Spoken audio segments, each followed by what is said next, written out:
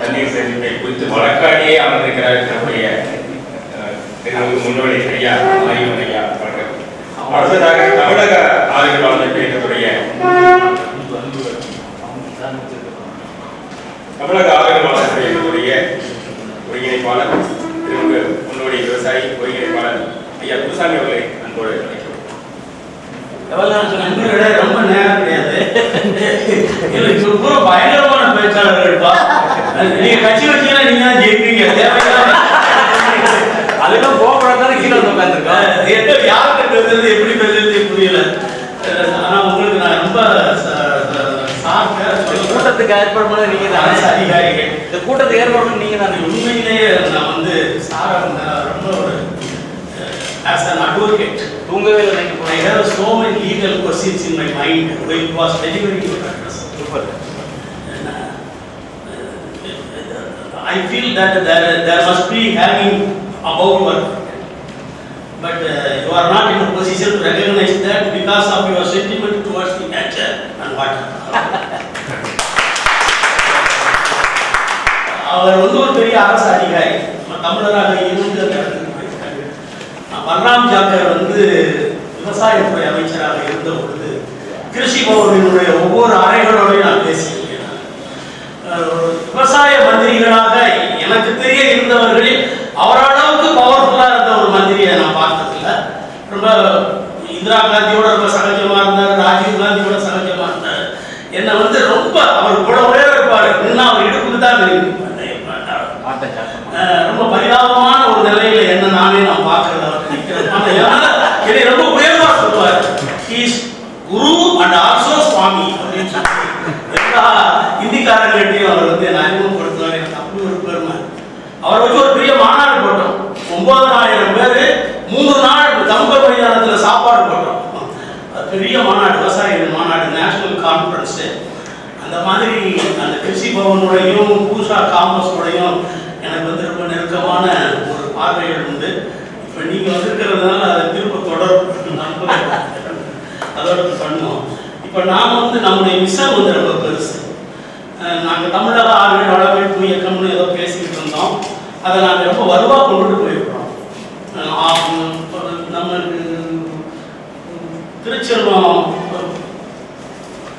சொன்ன விஷயங்களுக்கு ராஜேந்திர சிங்கை கூட்டிகிட்டு வரணும் அப்படின்னு சொன்னார். ராஜேந்திர சிங் வந்து ரொம்ப தந்திரமான ஒரு பெரிய சோசியல். நான் உங்களுக்காக என்னை நான் நேர்ந்து விட்டுட்டேன், பட் என்கிட்ட இருக்கிற காசை உங்களுக்கு நேர்ந்துக்க சொல்லாதீங்க அப்படின்னு.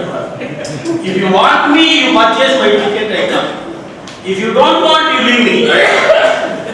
நான் வரணுமா, எனக்குடைய விமான டிக்கெட்டை வாங்க, நான் வர்றேன் அப்படின்னு என்னை விட்டு டிபார்ட் வேலையை பாரு அப்படின்னு. அந்த அளவுக்கு பெரிய தன்னை பாதுகாத்து கொண்டு சமூக சேவை செய்கிற பெரிய தலைவர்கள் தான் ஒரு ஆள்.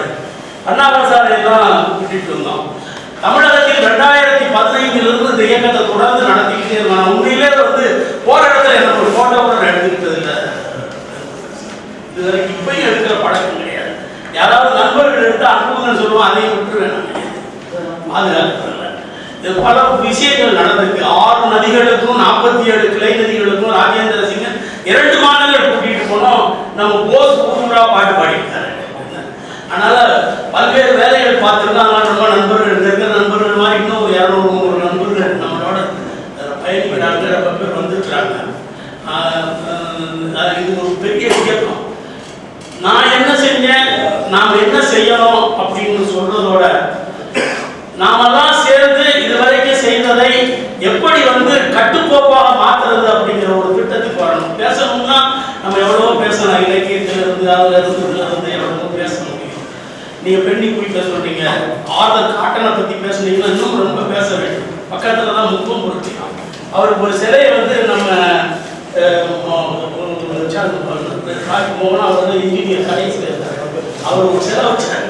அதுல வந்து ஒரு நல்ல வார்த்தை, the cost benefit analysis in my conclusion is not of an engineer or a government. It is the benefit that the generation going to enjoy and calculate. ஒரு திட்டத்தை போடுவதற்கு என்ன செலவாகும், இதை செலவு செய்தோம் என்றால் அதன் மூலமாக என்ன வரவு வரும் என்பதை அரசாங்கம் கணக்கு போட வேண்டிய அவசியம் இல்லை. அதன் மூலமாக பயனடைய போகின்ற பயனாளிகளாகின மக்கள் அந்த கணக்கை போட்டுக் கொள்வார்கள். For generations to come. அவன் உருவாக்கி இருக்கிற அந்த கட்டடம் பல ஜெனரேஷன், பல தலைமுறைகளுக்கு நிக்கிற நம்பிக்கையோடு கட்டியிருக்கான். இப்ப நம்ம ஆட்கள் கட்டின கட்டடம் யாரும் இல்லாததுக்கு போயிருக்கு. ரெண்டாவது கட்டிட்டு ஜாதம் அந்த அளவுக்கு இப்ப நம்முடைய கட்டடங்கள் இருக்கு. மதுரையில 4 பாலங்கள் இருக்கு. ஒரே ஒரு பாலம், அந்த ஆல்பர்ட் பீட்டர் பாலம் மாதிரி எந்த பாலம் நிக்கல, எல்லாமே ஓட்ட விழுந்துருச்சு. அந்த மொத்த பாலம் தான் நின்றுட்டு இருக்கு. அதையும் உடைக்க போறாங்க போல அநேகமா. இது மாதிரி ஒரு சூழ்நிலை இருக்கு.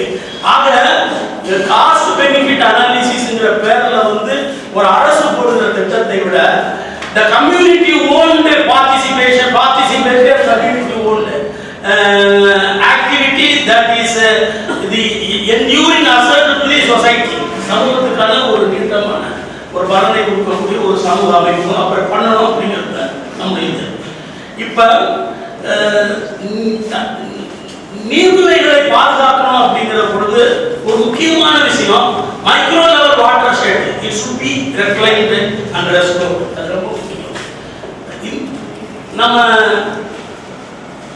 அக்ரிகல்ச்சர் மினிஸ்ட்ரியில land use and soil SLUI soil and land use institute, one among the departments of agricultural ministry. அவங்களும் தமிழ்நாடு அக்ரிகல்ச்சர் யூனிவர்சிட்டி சேர்ந்து தமிழ்நாட்டுக்கு ஒரு மைக்ரோ வாட்டர் செட் குறு அடிநில பரப்புகளை பற்றி அனலைஸ் பண்ணி கேட்டலாக் பண்ணி ஒரு டாக்குமெண்ட் கொடுத்திருக்காங்க. அது ஒரு அட்லஸ். அந்த அட்லஸ்ல படி தமிழ்நாட்டில் ஒரு 18,400 ஒரு கொஞ்சம் கூட குறைய வாட்டர் ஷெட் இருக்கு. இந்த வாட்டர் ஷெட் ரீஜியன்கள்ல தான் இந்த தமிழ்நாட்டில் இருக்கின்ற 261 பஞ்சாயத்துகள் இருக்கு. கிராம பஞ்சாயத்துகள், நகர பஞ்சாயத்துகள், இவைகள் எல்லாம் இருக்கு. நகரங்கள் எல்லாமே இருக்கின்றது. இவைகளில் ஏறத்தாழ ஒரு 4000 watershed beyond reclamation they are dilapidated.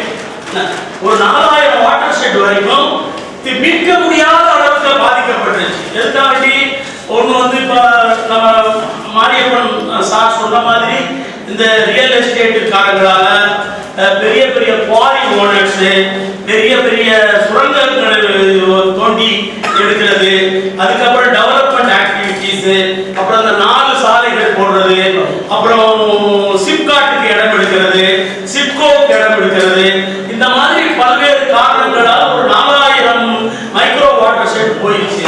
மிச்சம் இருக்கின்ற ஒரு 11,500 வரைக்கும் இருக்கிற மைக்ரோ வாட்டர் ஷெட்ஸ் 18,000 16,000 சொச்சம் மீட்க முடியும்.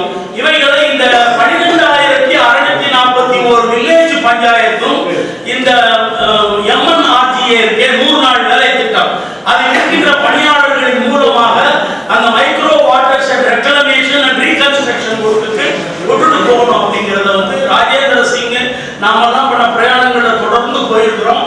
தமிழ்நாடு அரசு கொண்டு போய் அந்த அறிக்கையை கொடுத்திருக்கிறோம். இந்த மைக்ரோ வாட்டர் ஷெட்னு ஒரு டைரக்டர் சென்னையில நம்ம அந்த கிண்டியில அவங்களுடைய அலுவலகம் இருக்கு.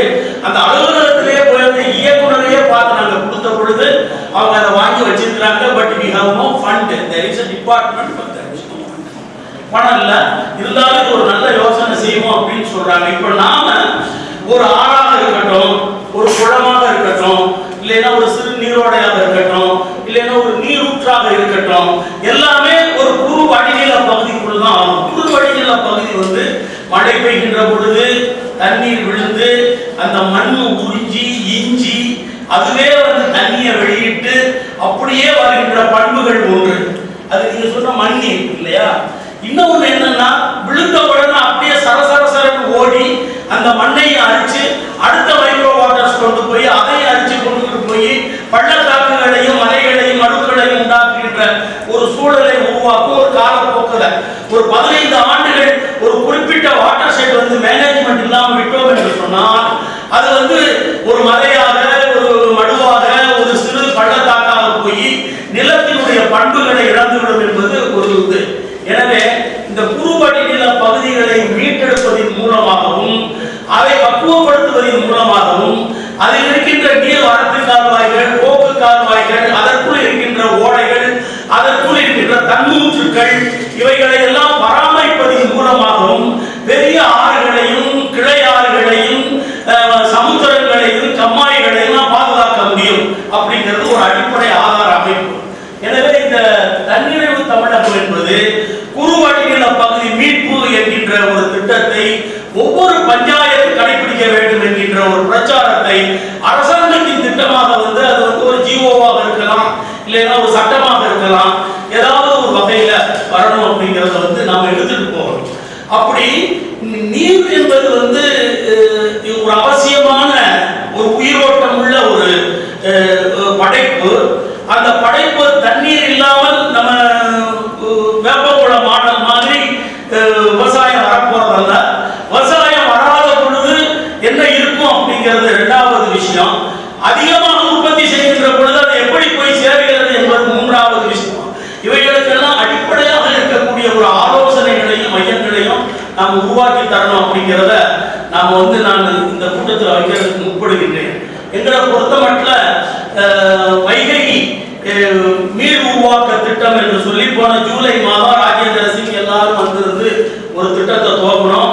அது இப்ப சமீபமாக போன ஜனவரி மாதத்துல அந்த வேலை திட்டத்தை நாங்கள் ஆரம்பிச்சு ஒரு 14.2 கிலோமீட்டர் நீளத்துல 9.6 கிலோமீட்டர் வரைக்கும் அந்த ஆற்றில் இருந்த நீர்க்கருவை செடி அது எல்லாத்தையும் எடுத்த ஒரு காடு மாதிரியே இருந்தது. வைகை என்பது மதுரை நகரத்திற்குள் ஒரு காடு மாதிரியே இருந்தது. இந்த வருடம் இந்த வைகையில ஆற்றுல அழகர் இறங்குற பொழுது தண்ணி வந்து மழை பெஞ்சு அந்த ஆற்றுல தண்ணி போறதை பார்க்கறது எனக்கே மனசுக்கு ஒரு சந்தோஷம். எங்கேயும் விளம்பரப்படுத்தல, இது பெருசா விளம்பரமே படுத்தல, யார் செஞ்சாலே தெரியாது. ஒரு 5-6 நிறுவனங்களை நாங்க போனோம், 2 லட்சம் 3 லட்சம் கொடுத்தாங்க, ஏதோ பண்ணணும். இதை பூரா எடுத்து கொண்டுகிட்டு போகணும் அப்படிங்கிற ஒரு திட்டத்தின் கீழ் அதை நம்ம எடுத்துட்டு போறோம். இந்த வைகையினுடைய feeding channels and also the dependent water bodies என்று சொல்லக்கூடிய ஏறத்தாழ 2200 நீர்நிலைகள் இருக்கின்றன, கம்மாய்கள் இருக்கின்றன. இந்த 2200 கம்மாய்களையும் ஒரு 10 கம்மாய்களை தேர்ந்தெடுத்து ஒரு pilot project to revive the water bodies taking the model of this Veppakulam village. அதனால நான் நண்பர்கிட்டயே நான் சொல்லியிருக்கேன், ஒரு மாடல் ப்ராஜெக்ட் நீங்க பண்ணுங்க. உங்க பேரை நான் சொல்லியிருக்கேன், சார் பேரை சொல்லியிருக்கேன். ஒரு நியாயமான காரணம் சொல்லி ஒரு பணத்தை வாங்கி எடுத்து அதை செய்வோம், ஒரு மாடல் ப்ராஜெக்டா போட்டு சொல்லி அது இருக்கின்ற வேலை பார்க்கின்ற நம்முடைய பாண்டி, நம்ம குணசேகரன், இந்த அன்பு செல்வி, அப்புறம் அவங்க தாமரை செல்வி, அதுக்கப்புறம் நம்ம சந்தியாகு, அவர் கீழ் பக்கம் இருக்கிற சந்தியாகு, மத்திய பகுதியில் இருந்து நம்முடைய பரமசிவம் போயிட்டாரா, பரமசிவம், அதே மாதிரி நம்ம கடிதத்தில் இருந்து நம்ம சேகரை சேர்ந்தவர்கள், நம்ம விஜயகுமார், நம்ம தென்னாடு விஜயகுமார் ஆர் வெள்ளாரா விஜயகுமார், அவங்க எல்லாம் நான் வர சொல்லியிருக்கேன். இது வந்து ஒரு பைலட் ஸ்கீமா எடுத்துட்டு போய் how to revive the water bodies attached to the tributaries and also the main rivers. எப்படி அதை பண்ண முடியும், ஒரு மாடலை உருவாக்கணும். வேப்பகுளம் என்கின்ற அந்த கிராமம் வந்து எந்த பெரிய ஆத்தையும் சேர்ந்து இல்லை, அது எங்கேயோ பெரிய மலைகள்ல மேற்காக அது ஒரு மைக்ரோ வாட்டர் செட். ஒரு குறுவடிநில பகுதிக்குள் இருக்கின்ற ஒரு 5-6 கம்மாய்களை மீட்டெடுக்கின்ற காரியங்களில் இந்த கிராமம் ஈடுபட்டு வெற்றி கண்டிருக்கின்றது. இந்த மாடலை மையமாக வைத்து இதில் ஏற்கனவே ஆந்திர அரசாங்கத்தோடு திட்டம் போட்ட அந்த அனுபவத்தை மையமாக வைத்து இந்த 10-15 கிராமங்களை ஒரு பைலட் ப்ராஜெக்டாக எடுத்து நாங்கள் தமிழக அரசாங்கத்திற்கு இதை வந்து ஒரு மாடலாக நாம் பக்க போறோம் அப்படின்னு சொல்லி ஒரு திட்டத்தை நாங்கள் வரையறுக்கிறோம். அதற்கான தேவைகள் என்ன என்பதையும் ஒரு கணக்கு பண்ணிட்டு இருக்கோம். அதை வந்து ஒரு 10 நாள் ஆகுமா 15 நாள் ஆகும் சொன்னோம்னா கரெக்டா இருக்கு. கண்ணதாசன் பாட்டு மாதிரி மயக்கமா 10 days ஒரு 15 நாள் 2 ஒரு மகாமாட்டு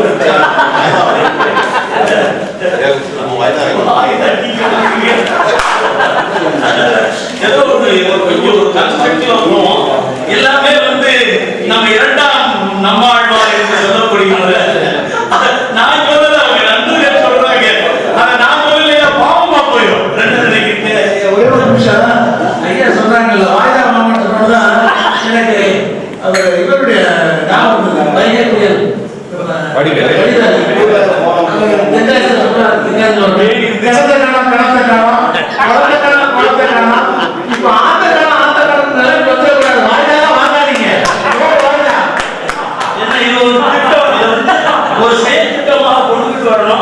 ஏன்னா நம்ம இங்கேயே மஞ்சப்பட்டி ஏரி அது ஒரு ப்ராஜெக்ட்.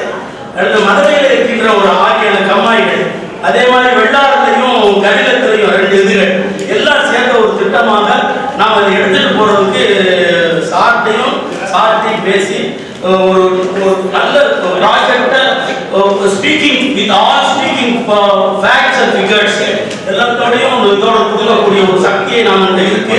நம்ம பண்றதுக்கான வாய்ப்பு இருக்கு. இதை நம்ம செய்யணும். ஒரு 6 மாதத்தில் இந்த திட்டத்தை நம்ம ஆரம்பிச்சு அடுத்த ஆண்டு நிதியாண்டுக்குள் நாம வந்து ஒரு ரிசல்ட்டை வந்து அரசாங்கத்துக்கு கொடுக்கணும் அப்படிங்கிறத இது ஒரு செயல் திட்டமாக எடுத்துக்கணும். அடுத்து கரிகால் சோழருக்கான இதுகளை பத்தி சொன்னாங்க. அது ரொம்ப முக்கியம். ஆறு என்பது என்ன? ஆறு என்பது வந்து ஒரு அழகிய, அது வந்து இன்னைக்கு ஆடை இல்லாத பெண்கள் மாதிரி அதனுடைய மேலாடைகளான மணல் எல்லாத்தையும் இழந்து பாறையோடையும் நிர்வாணமா படுத்து கிடக்கிறத பார்க்கிற பொழுது கண்ணீர் தான் வருது. எந்த ஆறுமே அதற்குரிய அங்க லட்சணங்களோட இல்லை. அங்க லட்சணங்கள் இழந்த இந்த ஆறுகளை ஒரு 10 ஆண்டுகளை தமிழ்நாட்டில் மீட்டெடுத்து கொண்டு வர வேண்டும் என்கின்ற ஒரு பெரிய சபதத்தை இந்த தண்ணீர் தமிழர்கள் எடுத்துக்கொள்ள வேண்டும். அவர் வந்து சார் வந்து ஒரு லிமிட்டட் பண்ண முடியும். But you have the broad avenue to work on. கொஞ்சம் பண்ணணும். நீங்க வந்து உங்களுக்கு முழு நேரம் ஓய்வுக்கு பிறகு ஒரு பெரிய உத்தியோகத்தை நாங்க கொடுக்குறோம். இந்த உத்தியோகத்தை நீங்க ஏற்று தயவு செஞ்சு செய்யணும். இதுல வந்து 272 மெஜாரிட்டி வந்தா தான் எதுவுமே கிடையாது. நாம வந்து மைனாரிட்டியா இருந்தா கூட நம்ம வந்து மெஜாரிட்டியா டிக்ளேர் பண்ண முடியும். அதனால அதை பண்ணணும். நீங்க ராமன் வந்து கடந்து போறான் கங்கை ஆற்றை. அந்த ஆறு எப்படி இருந்ததுன்னு சொல்லி கம்பன் சொல்றாங்க. கம்பன் அந்த ஆற்றை ராமன் போறப்ப பார்த்துருப்பான். அவன் காவேரியை பார்த்திருப்பான். காவேரியை பார்த்து என்ன சொல்றான்? 100 புறல் ஓடி, என்ன 100 தங்கமும் நகையும் எல்லாம் போட்டு கடைசியா 100 புறல் ஓடி அப்படின்னு என்னடா 100 புறல் என்று சொல்லி அர்த்தத்தை எடுத்து பார்த்தா ஒரு அழகிய பெண்ணின் முதுகிலே ஓடிக்கொண்டிருக்கின்ற அந்த ரோமங்கள் எப்படி அவருடைய முதுகுல தெரியுமோ அது மாதிரி தன்னுடைய மணல் பரப்பிலே அந்த தண்ணி ஓடுகின்ற பொழுது அந்த கருத்த மணல் ஒரு ஓரமா போகும்ல, அப்படிப்பட்டதை வந்து அந்த முடியாகவும் அந்த ஆற்றை ஒரு அழகான பெண்ணாகவும் வர்ணித்து கம்பன் என்ன அப்படிப்பட்ட தமிழ்நாடு என்ன சொல்றான் அப்படின்னு சொன்னா, அவர் பறித்து உடன் நட்டலின் தெரித்த வாழ்க்கையில் கவரி கன்று ஊட்ட போந்த நிலத்து கிடந்து வழங்கின. இது வந்து தமிழ் இலக்கியங்கள் வந்து நிலத்தினுடைய வலிமையையும் ஆற்றினுடைய அழகையும் சொல்றாங்க. அதாவது நடுவதற்காக நாற்றை ஒரு பெண் பிடுங்கி உள்ள பதிக்கிறா. எதுல நடவு செய்யற வயல்ல பதிக்கிறா. பதிக்கிற பொழுது அங்க இருந்து ஒரு கெண்ட மீன் தப்பி நிலத்து கிடந்த கரையில் கன்று ஊட்ட போந்த அந்த கவரி மான் தன்னுடைய கன்று குட்டிக்கு பால் கொடுத்த பொழுது அந்த கன்று குட்டி குடித்த பால் அங்கு இருந்த வளப்பில் இருந்த அந்த வெளிகள் சில பள்ளங்கள் இருக்குள்ள பள்ளத்துல கிடந்தது. அந்த பள்ளத்துல போய் மீன், அந்த மீனை 10 மீனை தேர்ந்தெடுத்து அந்த கும்பலை எடுத்துட்டு போய் அந்த மீனை குழம்பு வச்சு உழுதுட்டு இருக்கிற புருஷனை கொண்டு வந்து கொடுக்குறான். நீங்க வந்து தமிழ் கவிஞர்கள் வந்து எப்படி வந்தான்னு சொன்னா அப்படி வளமான நாடு இருந்ததுனால. இப்ப இருக்கிற கவிஞர்கள் பூரா பாவாடை இல்லாம போறது, சட்டை இல்லாம போறது, இந்த மாதிரி அழகாக எழுத முடியாது. எனவே கற்பனை என்பதும் அழகு என்பதும் செழிப்பு என்பதும் வளத்தில் தான் வரணும். வளம் என்பது நீர்வளம் இல்லாமல் வரப்போறது இல்லை. நீர்வளம் ரொம்ப முக்கியமானது. அதனால வந்து ஆதர் காட்டன், அப்புறம் வந்து நம்ம பெண்ணி குயிக்க நீங்க சொன்னாங்க. அதுல வந்து ரொம்ப விட்டு வந்து நீங்க சொன்னீங்க. அதுல வந்து he spent his own money along with family properties and also the fund collected from his fellow students when he was studying in the university. முதல்ல கட்டின டேம் வந்து உடைஞ்சு போச்சு. திரும்ப ஆர்டர் வாங்கி திரும்ப கட்டுறாரு. அந்த கவனிச்சுக்கிறது கொஞ்சம் படிச்சிருப்பீங்க கட்டுறாரு. ரெண்டாவது அன்சீசனல் ரெயின் சொல்றாங்க. ஏதாவது நல்லவைகளை கெடுப்பதற்கு பகல் வரும். அது மாதிரி பெய்யக்கூடாத மழை ரெண்டாவது பெய்யுது. ரெண்டாவது உடைஞ்சு போச்சு. கவர்னர் கூப்பிட்டார். நீங்க சொன்ன கவர்னர், அப்பா நீ கட்ட கட்டினது போதும், எங்க காசை கூட ஆதரவு போய் வெட்டி ஆதரவுக்கு கூப்பிட வைக்கிறாரு. இப்படியாடி சொல்லி அதான் அங்க இருந்து கப்பல்ல ஏறி போய் அங்க போய் பள்ளிக்கூடத்து பையன்கள் காலேஜில் படிச்ச பையங்களுடைய கூட்டத்தெல்லாம் போட்டு அவங்ககிட்ட இருந்து நிதி ஊர்ல நிதி திரட்டி கொண்டாட்டிகளுக்கு கூப்பிட்டு அவர்கிட்ட இருந்து அசட் எல்லாம் வாங்கி எல்லாத்தையும் வித்து கேட்ச கொண்டு வந்து he got an order from the government that he has to spend and build the dam. If it is successful, it should be reimbursed. வெற்றிகரமாக முடித்து விட்டால் அதை ரீஇம்பர்ஸ் பண்ணுங்கிற ஆர்டர் வாங்கி கையில வச்சுட்டு இந்த வேலையை பார்க்க போறாரு. பார்த்து கொண்டு வந்து கட்டிட்டு ரீஇம்பர்ஸ் பண்ணலாம். அதுக்கப்புறம் அதனாலதான் அவர் பையன் இன்னைக்கு வரைக்கும் பையனும் பேரனும் தாத்தாவை ஞாபகம் வச்சிருக்காங்கன்னு நான் நினைக்கிறேன். செலவழிக்கு போயிட்டு அவன் ஆட்டியா போயிருப்பாங்க. அதனால வந்து financial security is the most important part of any project. This project also parties are depending on Stalwarts and also you. என்ன இதை வந்து ஒரு கூட்டத்தை போட்டுட்டு வரவங்களுக்கு நல்லா சொல்லணும்.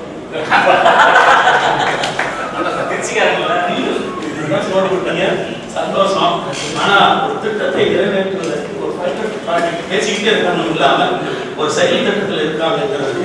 We are ready to produce a project produce. The produce has to be sold in the market.